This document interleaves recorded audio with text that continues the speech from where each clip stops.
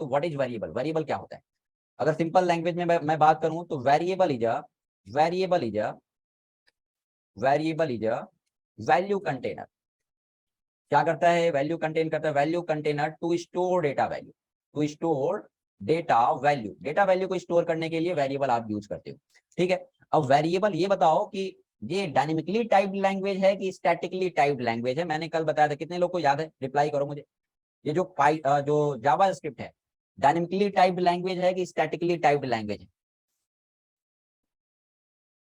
बताओ।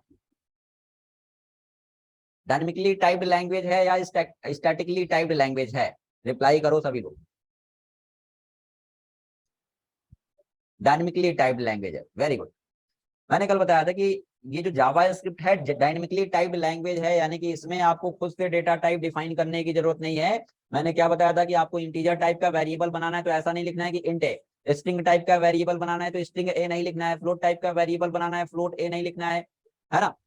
वैसे ही Boolean type का वेरिएबल बनाना है तो बुलियन ए नहीं लिखना है। यानी कि इसमें स्टैटिकली होता या स्ट्रिक्टली होता तो कल आपको बताया था कि उसमें डेटा टाइप जैसे जावा, सी शार्प, है ना, उसमें आपको डेटा टाइप खुद से डिफाइन करना कंपलसरी था। लेकिन ये क्या है? लूजली टाइप्ड लैंग्वेज या डायनेमिकली टाइप्ड लैंग्वेज, यानी कि इसमें खुद से डेटा टाइप आपको डिफाइन करने की जरूरत नहीं है। प्रोवाइडेड वैल्यू के हिसाब से डेटा टाइप ऑटोमेटिक कंसिडर कर लिया जाएगा। तो यहाँ पे वेरिएबल बनाने के लिए अगर मैं बात करूं ओल्ड वर्जन में अगर मैं वेरिएबल बनाने की बात करूं तो यहाँ पे where कीवर्ड यूज किया जाता था, है ना। where keyword is used to declare variable in JS, ठीक है। लेकिन अगर मैं बात करूं ES6 की, ECMA स्क्रिप्ट 6 की, जो आगे बताएंगे, तो आप दो कीवर्ड और भी हैं जो कि वेरिएबल डिफाइन, यहाँ वेर वी कैपिटल नहीं होगा, स्मॉल होगा। जावा स्क्रिप्ट क्या है? ये केस सेंसिटिव लैंग्वेज है। यहाँ पे भी एक यहाँ पे जो फीचर्स है इसमें एक पॉइंट और भी बढ़ा दो। JS is a case sensitive scripting language. Case sensitivity का मतलब क्या है? कि जो चीजें, जो वेरिएबल, जो आइडेंटिफायर, जो फंक्शन जैसे डिफाइन करोगे वैसे यूज करना पड़ेगा। स्मॉल में डिफाइन करोगे स्मॉल में यूज करना पड़ेगा, कैपिटल में डिफाइन करोगे कैपिटल में यूज करना पड़ेगा। Var keyword is used to declare variable in JS. लेकिन अगर मैं बात करूं लेटेस्ट वर्जन ECMAScript 6 की, तो दो कीवर्ड और भी रिलीज किए गए हैं, लेट और कॉन्स्ट। अब सब तीनों में डिफरेंस क्या है? लेट, कॉन्स्ट और वेर, तीनों में डिफरेंस क्या है? ठीक है, लेट, कॉन्स्ट और वेर, तीनों में कॉन्स्ट, तीनों में डिफरेंस क्या है? तो अगर मैं आता हूं वेर कीवर्ड पे, ठीक है, वेर कीवर्ड का यूज करके पहले वेरिएबल पे एक टास्क कर लेते हैं, है ना। एक वेरिएबल पे टास्क कर लेते हैं, फिर इस पे आते हैं लेट पे, कॉन्स्ट पे और वेर पे, की तीनों में डिफरेंस क्या है ये देखते हैं। तो आपने एक देखा अलर्ट बॉक्स आपने देखा कि रन टाइम पे आउटपुट को दिखाने के लिए आपने अलर्ट बॉक्स यूज किया। वैसे ही मैं अभी वेर कीवर्ड का यूज करके अभी वेरिएबल में बनाऊंगा। तो इससे पहले कुछ और भी चीजें हम देख लेते हैं, जैसे console.log, console.log ये क्यों यूज किया जाता है? अभी इसमें वेरिएबल का यूज करेंगे। console.log,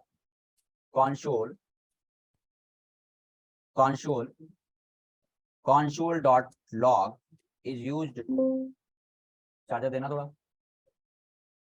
थोड़ा, console.log is used to display value on browser console, ठीक है। ब्राउजर कंसोल पे वैल्यू डिस्प्ले करने के लिए या आउटपुट डिस्प्ले करने के लिए आप console.log का यूज करते हो, ठीक है। अब आप कहोगे कि ब्राउजर का कंसोल क्या है, कंसोल क्या है? तो मैं अगर दिखाऊं, इसका यूज करता हूं और वेरिएबल का, वेर कीवर्ड का यूज करके वेरिएबल बनाता हूं। पहले एक एग्जांपल देखता हूं। तो मुझे एक वेरिएबल बनाना है और मैंने बताया कि ये जो जावा स्क्रिप्ट है डायनेमिकली टाइप्ड लैंग्वेज है। यानी कि अगर मैं बात करूं कि वेरिएबल डिक्लेयर करना है, सिंटैक्स, तो वेरिएबल डिक्लेरेशन क्या होता है, और इनिशियलाइजेशन क्या होता है? तो देखो, डिक्लेरेशन का मतलब है कि आपने वैल्यू डिक्लेयर किया, यानी कि वेरिएबल बनाया लेकिन उसको वैल्यू प्रोवाइड नहीं किया, इसको बोलते हैं क्या? Variable declaration. लेकिन वैल्यू, यानी कि उस वेरिएबल को जब वैल्यू प्रोवाइड कर रहे हो, यानी कि वैल्यू असाइन कर रहे हो, तो उसको बोलते हैं इनिशियलाइजेशन। इनिशियलाइज करना और डिक्लेयर करना दो अलग अलग चीजें हैं। डिक्लेरेशन का मतलब कि वेरिएबल आपने डिफाइन किया लेकिन वैल्यू प्रोवाइड नहीं किया, उसको क्या बोलते हैं? डिक्लेरेशन। वेरिएबल डिक्लेयर करना। और इनिशियलाइजेशन का मतलब क्या है कि उसको वेरिएबल एक साथ डिक्लेयर और इनिशियलाइज कर सकते हो, या तो उस वेरिएबल को वैल्यू प्रोवाइड करते हो तो उसको बोलते हैं इनिशियलाइजेशन, यानी कि उस वेरिएबल को वैल्यू प्रोवाइड करना। तो ये बताओ कि ये मैंने वेरिएबल, अब देखो ये सारी चीजें आइडेंटिफायर आप पढ़ सकते हो। क्या वेरिएबल का नाम क्या हो सकता है? इसको नोट आप अपने अकॉर्डिंग बनाते रहना। मैंने बताया कि सी की चीजें यहाँ पे मैं नहीं पढ़ाने वाला हूँ, एक बार पढ़िएगा खुद से। अगर ये बताओ कि वेरिएबल का नाम कैसे, रूल क्या है बनाने का? तो क्या वेरिएबल नेम क्या नंबर हो सकता है क्या? नहीं, वेरिएबल नेम नंबर नहीं हो सकता है। वेरिएबल का नाम नंबर से स्टार्ट नहीं हो सकता है। वेरिएबल के नेम के बीच में स्पेस नहीं हो सकता है। वेरिएबल के नेम के बीच में स्पेस नहीं हो सकता है। वेरिएबल के नेम के बीच में स्पेशल सिंबल नहीं हो सकता है, किसको छोड़ के? अंडरस्कोर को छोड़ करके। तो ये सी वाले ही सारे रूल्स हैं। देखो ऑपरेटर, फ्लो कंट्रोल सारे सी के हैं। जो आइडेंटिफायर, वो जो रूल्स हैं आइडेंटिफायर क्रिएट करने का, वो सारे रूल्स सी वाले ही हैं। तो वो अगर पढ़ोगे तो आपको ये ज्यादा क्लियर होगा। तो मैं बताऊं तो यहाँ पे वेर, और मैंने बताया कि नंबर नहीं हो सकता है, न्यूमेरिक अल्फा नहीं हो सकता है, होगा क्या? तो अल्फाबेट हो सकता है, अल्फा न्यूमेरिक हो सकता है। ठीक है, अल्फाबेट के बाद नंबर हो सकता है, लेकिन नंबर के बाद अल्फाबेट नहीं हो सकता है। अल्फाबेट के बाद नंबर हो सकता है, या तो केवल अल्फाबेट हो सकता है। और ये केस सेंसिटिव होता है, यानी स्मॉल में डिफाइन करोगे, स्मॉल में ही यूज करना पड़ेगा। तो चलो मैंने एक वेरिएबल बनाया, चलो मैंने वेरिएबल बनाया ए नाम का या एक्स नाम का, और ये कर दिया x इक्वल 10, या एक्स बनाया और यहाँ पे मैंने x इक्वल 10 किया, x इक्वल 10 किया। तो ये क्या है? यानी कि वेरिएबल डिक्लेयर किया, इसको वैल्यू प्रोवाइड नहीं कर रहे हैं, तो ये क्या कहलाएगा? डिक्लेरेशन। डिक्लेरेशन, ठीक है। और ये क्या कहलाएगा? उसी वेरिएबल को जो वैल्यू प्रोवाइड कर रहे हो, यानी कि वैल्यू असाइन कर रहे हो, तो इसको क्या बोलोगे बताओ? इनिशियलाइजेशन, ठीक है, इनिशियलाइजेशन, ठीक है। डिक्लेरेशन और इनिशियलाइजेशन, और दोनों को आप एक साथ भी कर सकते हो, यानी कि आपने बनाया वेरिएबल डिक्लेयर भी किया और इनिशियलाइज भी किया, ये तीनों तरीका है, ठीक है। तो ये बताओ कि ये आपका डिक्लेरेशन है, ये इनिशियलाइजेशन है, और यहाँ पे डिक्लेयर प्लस इनिशियलाइजेशन दोनों एक साथ कर रहे हो। तो ये बताओ कि यहाँ पे इसका डेटा टाइप क्या है और इसका डेटा टाइप क्या है? इसका डेटा टाइप क्या है, इस एक्स का डेटा टाइप क्या है, और यहाँ पे चलो मैंने वाई कर लिया, इसका डेटा टाइप क्या है? बताओगे? रिप्लाई करो, बताओ भाई। डेटा टाइप, डेटा टाइप,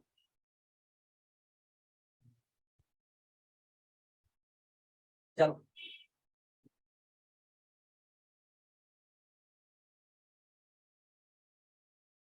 क्या मैसेज कर रहे हो? हाँ इंट है, इंट है। देखो क्यों, यहाँ पे क्या आपने डेटा टाइप यूज किया गया? क्या आपने डेटा टाइप यूज किया गया? नहीं, प्रोवाइडेड वैल्यू के हिसाब से इसका डेटा टाइप ऑटोमेटिक कंसीडर कर दिया जाएगा।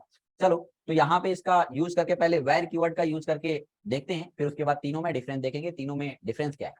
तो चलो मैंने इंटरनल जेएस यूज करना है, ठीक है। एचटीएमएल पे आते हैं, हेड सेक्शन, हेड की क्लोजिंग, बॉडी सेक्शन, बॉडी की क्लोजिंग, सेव कर लिया। डेमो, डेमो 3 4 कर लिया, डेमो 4.html। इंटरनल जेएस लिखना है तो आप किसी भी सेक्शन के अंदर लिख सकते हो, स्क्रिप्ट टैग के अंदर, या स्क्रिप्ट टैग के अंदर लिखोगे, लेकिन हेड सेक्शन के अंदर या बॉडी सेक्शन के अंदर कहीं पे भी कर सकते हो स्क्रिप्ट टैग, ठीक है। हमने यहाँ पे क्या करना है, मैंने बताया कि ब्राउजर कंसोल पे आउटपुट को दिखाने के लिए आप console.log का यूज करते हो, वैल्यू को प्रिंट कराने के लिए console.log का यूज करते हो।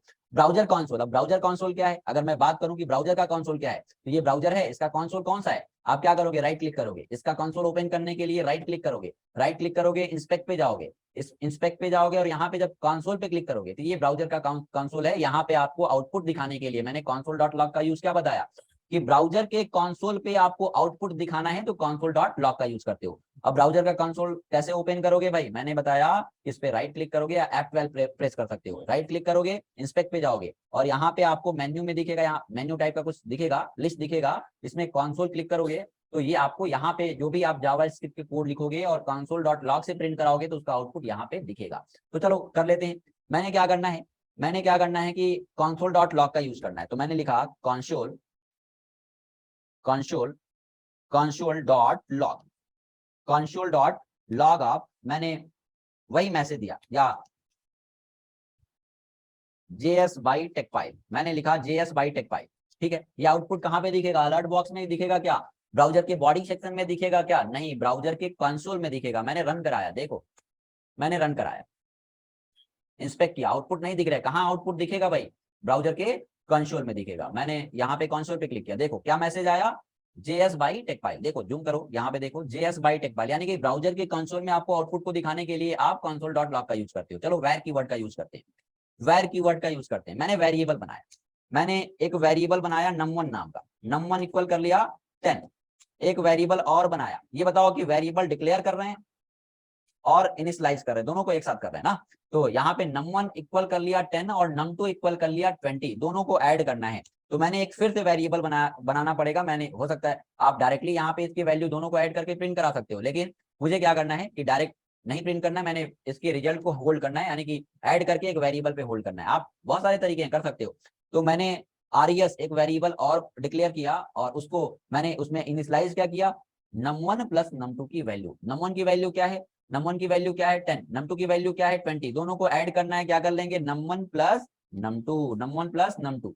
अब मुझे इसके रिजल्ट को दिखाना है, तो रिजल्ट तो आएगा आपको, बताओ अब रिजल्ट आपका RES, अब यानी कि num1 प्लस num2 आपने कर लिया, इसका रिजल्ट कहाँ पे होल्ड करा लिया, RES नाम के वेरिएबल पे। टेम्पररी जो वैल्यू होगा, यानी कि num1 की वैल्यू 10, num2 की वैल्यू 20, दोनों ऐड हो जाएगा और रिजल्ट क्या आ जाएगा 30। किसमें असाइन हो जाएगा, RES में, और RES को प्रिंट कराओगे तो ये कंसोल पे आपका आउटपुट आएगा 30। लेकिन मुझे क्या करना है कि केवल 30 मैसेज नहीं चाहिए, 30 मैसेज नहीं चाहिए। अभी यहाँ पे आउटपुट नहीं दिखेगा, ब्राउजर के कंसोल में दिखेगा। F12 प्रेस करो, ठीक है, F12 प्रेस करो। यहाँ पे हमने,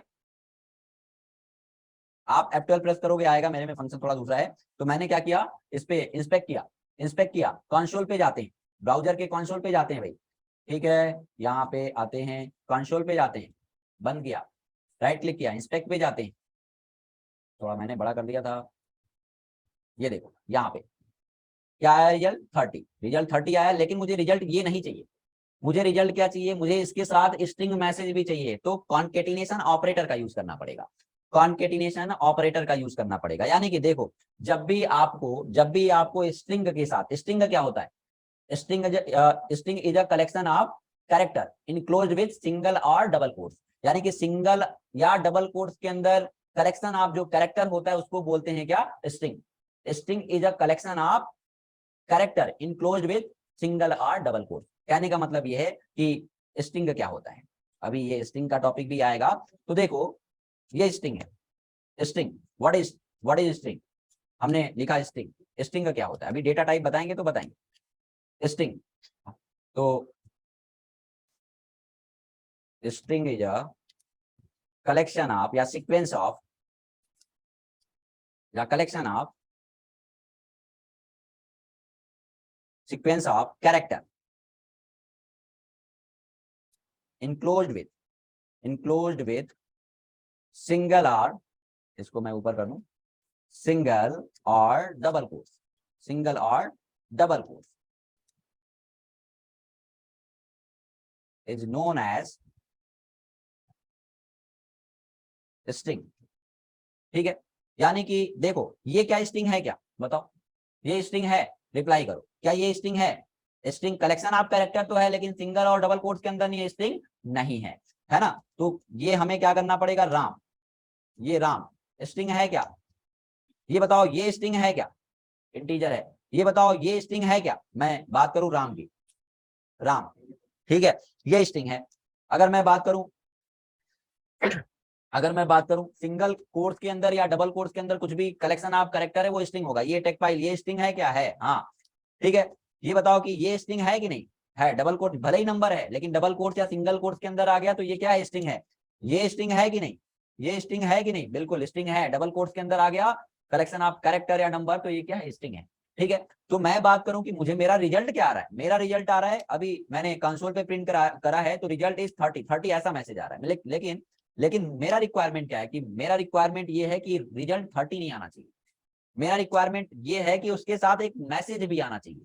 मैसेज भी आना चाहिए क्या, कि एडिशन इज या रिजल्ट इज, हमें मैसेज देना है रिजल्ट इज और कॉलन और उसके बाद स्पेस आना चाहिए, उसके बाद 30, आउटपुट कुछ ऐसा आना चाहिए, ठीक है, आउटपुट कुछ ऐसा आना चाहिए। लेकिन आउटपुट आ क्या रहा है, 30।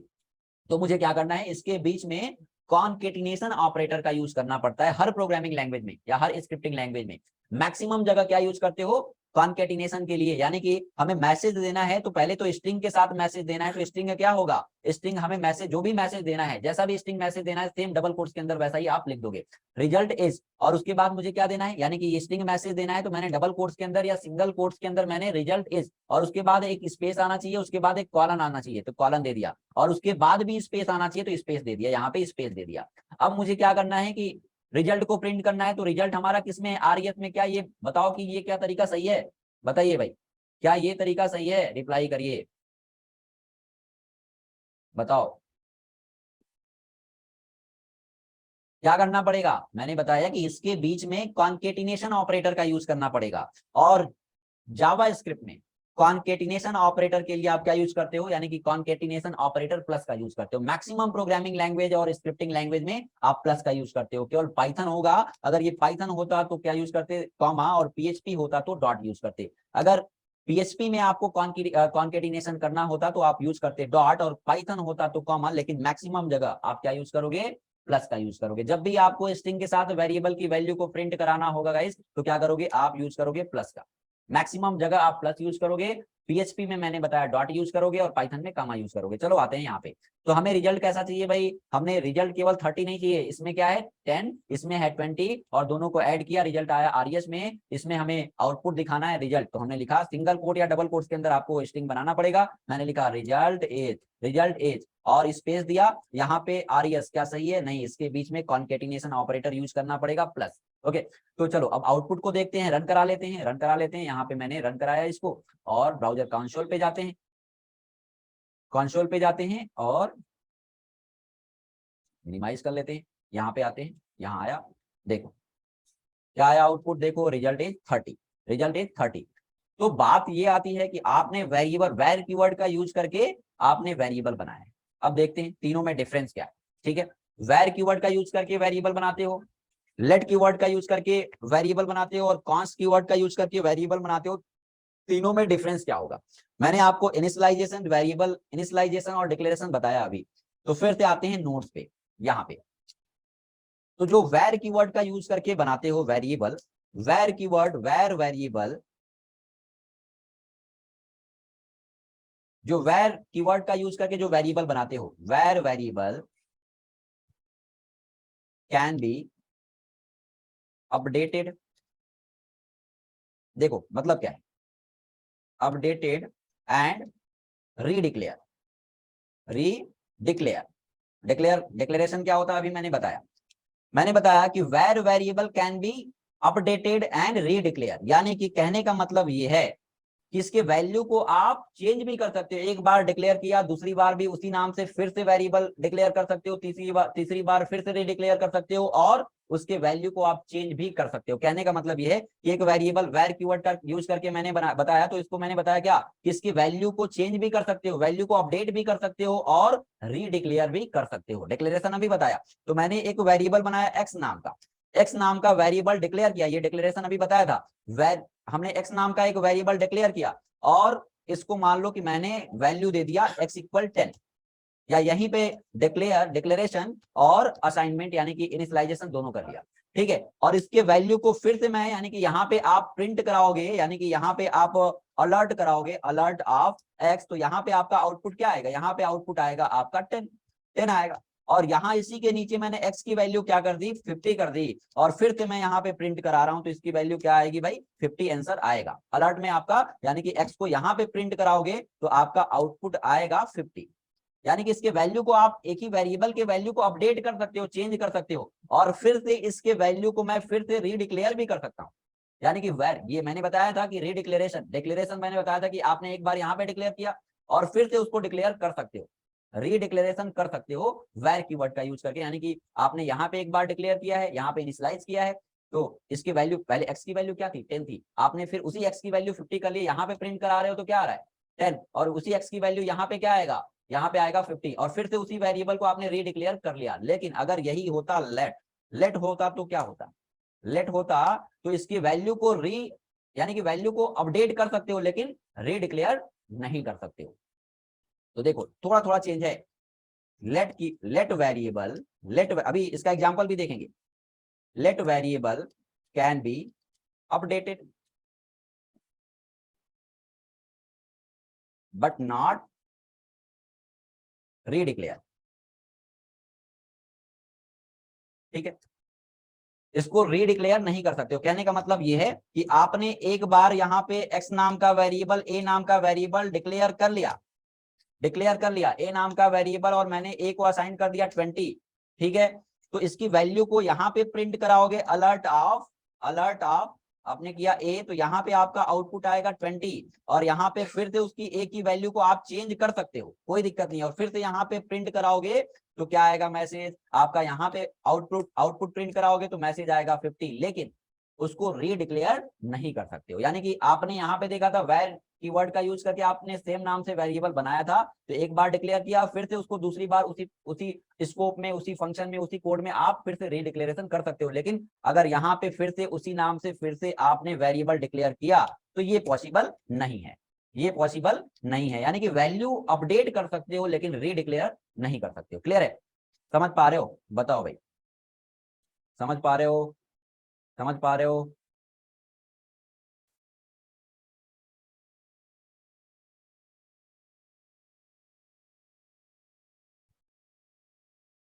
चलो,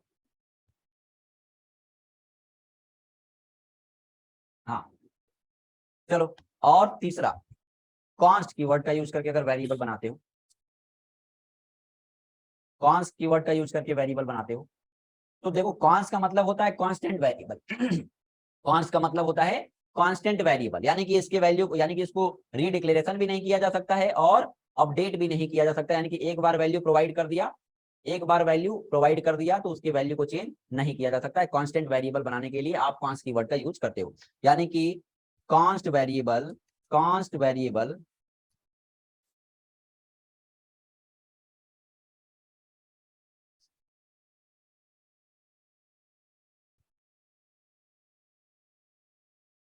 neither be updated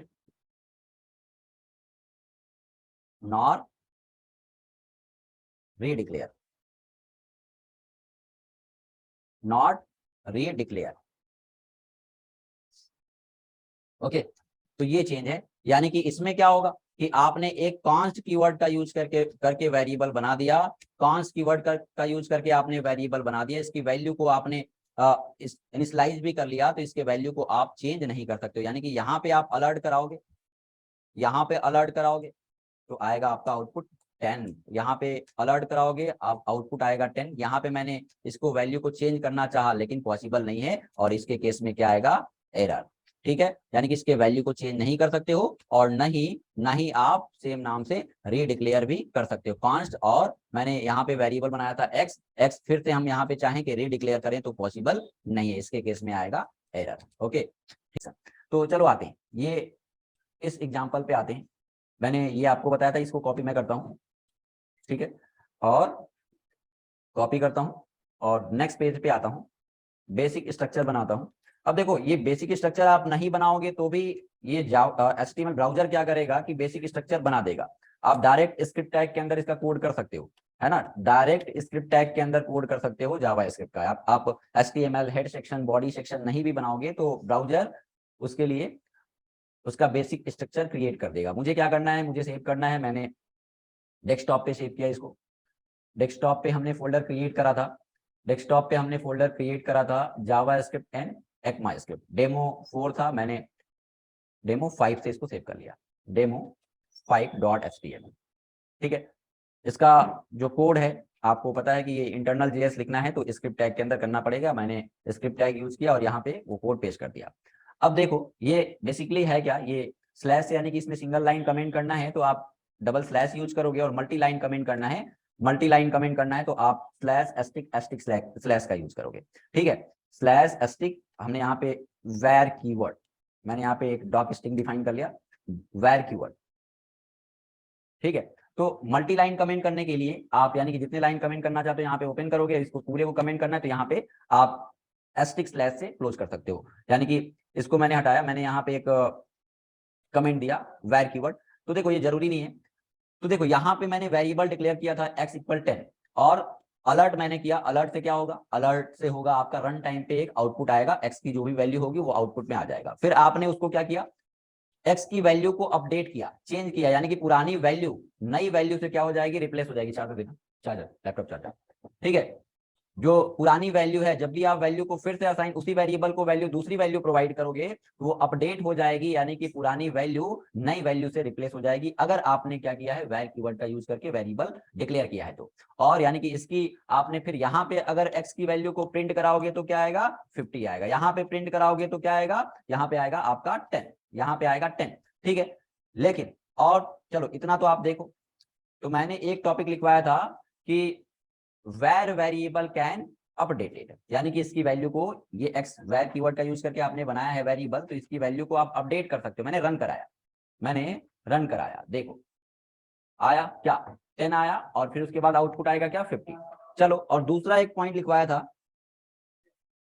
दूसरा पॉइंट लिखवाया था कि इसको रीडिक्लेयर कर सकते हो, यानी कि फिर से डिक्लेरेशन, मैंने बताया था, मैंने उसी वेरिएबल को फिर से डिक्लेयर करके मैंने यहाँ पे कर दिया, यानी कि रीडिक्लेयर किया, और एक्स को मैंने क्या कर दिया, डायरेक्ट वहां पे डिक्लेयर करके इनिशियलाइजेशन भी कर सकते हो, कोई दिक्कत नहीं। मैंने यहाँ पे कर दिया टेक पाइप, मैंने यहाँ पे कर लिया टेक पाइप, लिखा टेक पाइप, और फिर यहाँ पे अलर्ट किया तो एक्स की वैल्यू क्या आएगी, टेक पाइप, टेक पाइप, यानी कि पूरे कोड को हम रन कराएंगे, पूरे कोड को रन कराएंगे। ये क्या है, ये क्या है, डिक्लेरेशन, डिक्लेरेशन। तो इसको देखो, ये आपने एक बार डिक्लेयर और इनिशियलाइज किया था, फिर से उसको रीडिक्लेयर कर पा रहे हो अगर वैर कीवर्ड का यूज करके आप वेरिएबल बनाते हो तो, ठीक है। मैंने रन कराया, यानी कि अब रन कराएंगे तो आउटपुट क्या आएगा, पहले अलर्ट यहाँ, यानी कि एक्स की वैल्यू क्या है 10, ये 10 आएगा, फिर उसके बाद एक्स की वैल्यू क्या आपने चेंज कर दिया, 50 आएगा, फिर रीडिक्लेयर किया और फिर से एक्स की वैल्यू आपने चेंज कर दिया, अब आएगा टेक फाइव, और रन कराया, देखो 10, 50 एंड टेक फाइव। तो यहाँ पे आप देख रहे हो कि इसके वैल्यू को वैर कीवर्ड का यूज करके वेरिएबल बनाते हो तो वैल्यू आप अपडेट भी कर सकते हो, यानी कि इनिशियलाइज, यानी कि फिर से रीअसाइनमेंट भी कर सकते हो और रीडिक्लेरेशन भी कर सकते हो। यहाँ पे रीडिक्लेरेशन किया है। चलो दूसरे पेज पे आते हैं, ठीक है, क्लियर है इतना। अब दूसरे पेज पे आते हैं, दूसरे पेज पे आते हैं, लेट कीवर्ड का यूज करते हैं। ओके, लेट कीवर्ड का यूज करते हैं। क्या कह रहे सर, मुझे तो बिल्कुल भी नहीं आ रही वॉइस। ओके, अब वॉइस आ रही है, ठीक है ना। चलो आते हैं, अब नेक्स्ट पेज पे आते हैं, लेट का यूज करते हैं। मैं यहाँ पे बेसिक स्ट्रक्चर नहीं बनाया, चलो देखो डायरेक्ट स्क्रिप्ट टैग के अंदर कोड करते हैं, कोई दिक्कत नहीं है। अगर आप बेसिक स्ट्रक्चर नहीं भी बनाओगे तो ब्राउजर ये बेसिक स्ट्रक्चर को क्रिएट कर देगा। लेट वाले पे आते हैं, लेट वाले पे आते हैं। चलो मैंने इसको सेव कर लिया, डेमो, डेमो 5 या डेमो 6.html, डेमो 6.html। चलो मैंने आपको नोट्स यहाँ पे लिखवाया था, इसी एग्जाम्पल को देख लो। देखो मैंने क्या बताया था, लेट ए, एक बार आपने क्या किया, वेरिएबल लेट का यूज करके वेरिएबल डिक्लेयर किया और उसको आपने वैल्यू असाइन करा, यानी कि इनिशियलाइज किया, वैल्यू असाइन करा ए इक्वल 20, और यहाँ पे प्रिंट कराओगे तो आपका 20 रिजल्ट तो आएगा। और फिर से उसकी वैल्यू देखो, मैंने क्या बताया कि इसकी वैल्यू को अपडेट कर सकते हो लेकिन रीडिक्लेरेशन नहीं कर सकते हो, यानी कि लास्ट वाला जो ये प्रोसेस था वेर एक्स इक्वल टेकपाइल किया था वो नहीं कर सकते हो। एक बार एक नाम का वेरिएबल आपने डिक्लेयर कर दिया लेट का यूज करके तो वही उसी नाम से लेट से आप रीडिक्लेरेशन नहीं कर सकते हो। क्लियर है, यानी कि यहाँ पे तो ये यहाँ तक कोई एरर नहीं है, अपडेट कर सकते हो लेकिन रीडिक्लेरेशन नहीं कर सकते हो, है ना। रीडिक्लेरेशन नहीं कर सकते, यहाँ तक कोड सही है, कोई दिक्कत नहीं, लेकिन फिर से लेट ए यूज आप नहीं कर सकते हो। चलो इसी कोड को मैंने कॉपी किया, ठीक है। अब देखो ये स्कोप वाइज भी थोड़ा डिफर होता है, जैसे वेर होता है, आगे मैं आपको फंक्शन बताऊंगा तो फंक्शन में ग्लोबल स्कोप, ब्लॉक स्कोप क्या होता है, वो सारी चीजें इसके कुछ और डिफरेंसेस आपको आगे बताएंगे, वो फंक्शन आप पढ़ोगे तो आपको क्लियर होगा। तो मैं आता हूँ नेक्स्ट पेज पे, यहाँ पे, और यही कोड मैंने पेश कर दिया, यानी कि एक वेरिएबल डिक्लेयर किया लेट से, एक वेरिएबल डिक्लेयर किया लेट से, ठीक है। समझ पा रहे हो, समझ पा रहे हो सभी लोग, हाँ चलो। वेरिएबल डिक्लेयर किया लेट से और उसको वैल्यू इनिशियलाइज किया ए इक्वल 20 और उसको अलर्ट करा दिया, क्या रिजल्ट आएगा 20। फिर ए इक्वल मैंने रीअसाइन कर दिया, यानी कि अपडेट कर दिया, ए इक्वल 50, फिर पुरानी वैल्यू नई वैल्यू से रिप्लेस हो जाएगी और आएगा आपका आउटपुट 50। इतने तक कोई प्रॉब्लम नहीं है, मैंने इसको हटाया, इतने तक कोई प्रॉब्लम नहीं है, मैंने आप इसको रन कराया, देखो आया 20 एंड 50। लेकिन मैं आता हूं उसी वेरिएबल को फिर से रीडिक्लेयर करता हूं, किसका यूज करके, लेट का यूज करके, लेट का यूज करके उसी वेरिएबल को मैं फिर से रीडिक्लेयर करता हूं। देखो प्रॉब्लम क्या आया, देखो प्रॉब्लम क्या आया, मैंने रन कराया, कोड एग्जीक्यूट हुआ क्या, कोड एग्जीक्यूट हुआ क्या, नहीं। प्रॉब्लम क्या आ रहा है, इसके एरर को देखोगे कैसे, जावा स्क्रिप्ट इंटरप्रेटेड स्क्रिप्टिंग लैंग्वेज है, एरर नहीं बताएगा। एरर को देखोगे कैसे? तो एरर को देखने के लिए आपको क्या करना है, इसके कंसोल पे जाना पड़ेगा, इसके वेब ब्राउजर के कंसोल पे जाना पड़ेगा। और कंसोल पे जाने के लिए आपको क्या बताया था, राइट क्लिक करना है, इंस्पेक्ट पे जाना है और कंसोल पे क्लिक कर देना है। चलो यहाँ पे आते हैं, राइट क्लिक करना है और इंस्पेक्ट पे जाना है, कंसोल पे। देखो क्या दिखा रहा है, क्या बता रहा है, आइडेंटिफायर यानी कि सिंटैक्स एरर दे रहा है कि identifier a has already been declared, यानी कि एक बार डिक्लेयर हो गया है, अब इसको आप डिक्लेयर नहीं कर सकते।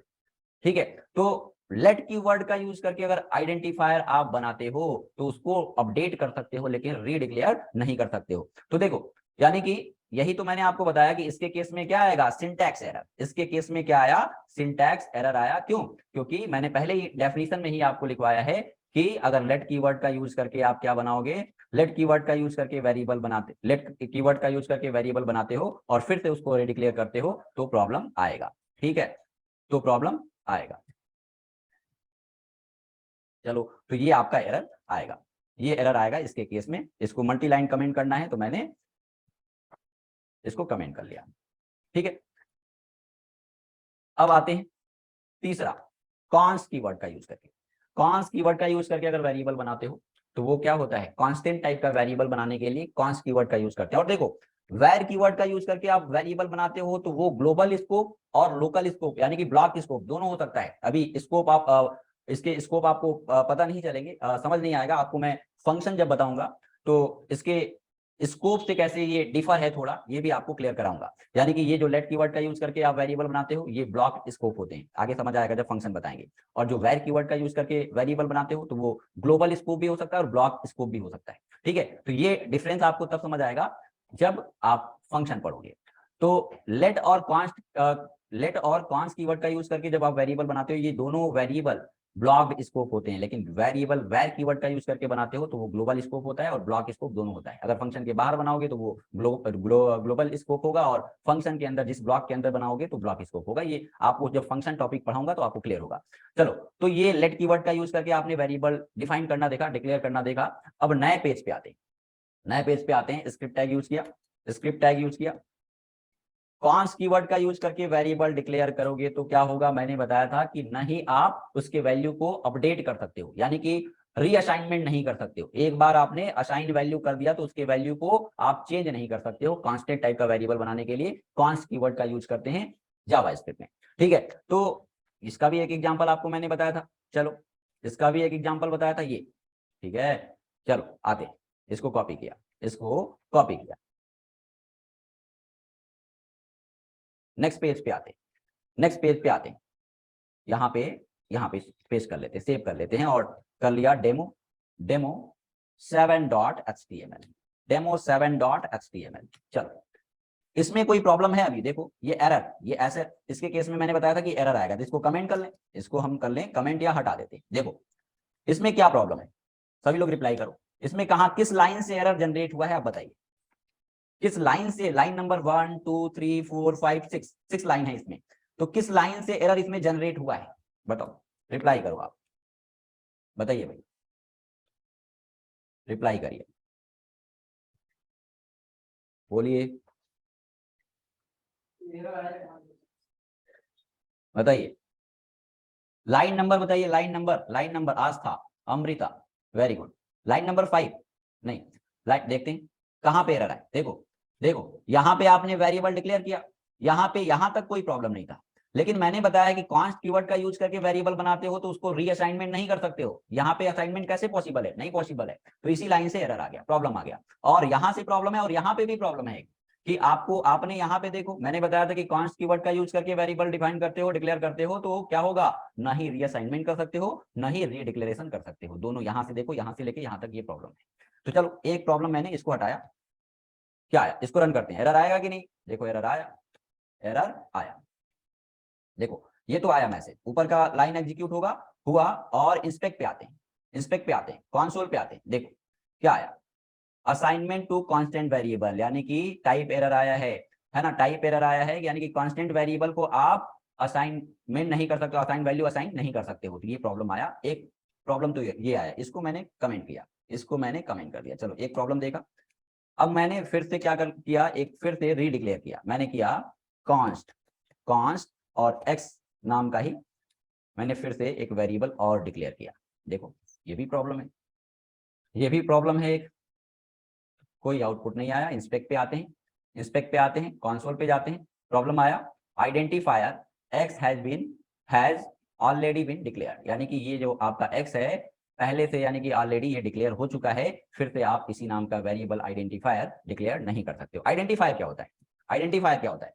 किसी भी प्रोग्रामिंग लैंग्वेज में, कोडिंग लैंग्वेज में, स्क्रिप्टिंग लैंग्वेज में जो नाम आप यूज करते हो, जो नाम यूज करते हो, उस नाम को बोलते हैं आइडेंटिफायर, है ना? उस नाम को बोलते हैं क्या? आइडेंटिफायर। आइडेंटिफायर, आइडेंटिफायर का मतलब any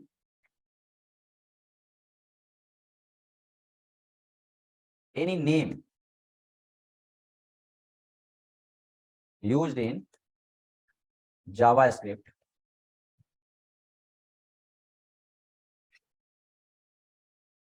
known as identifier।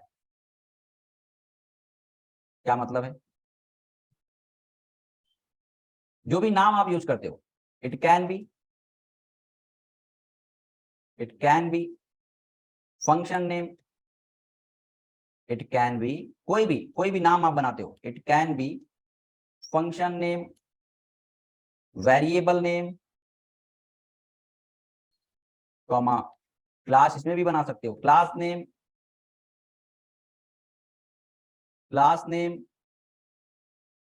Object name, etc।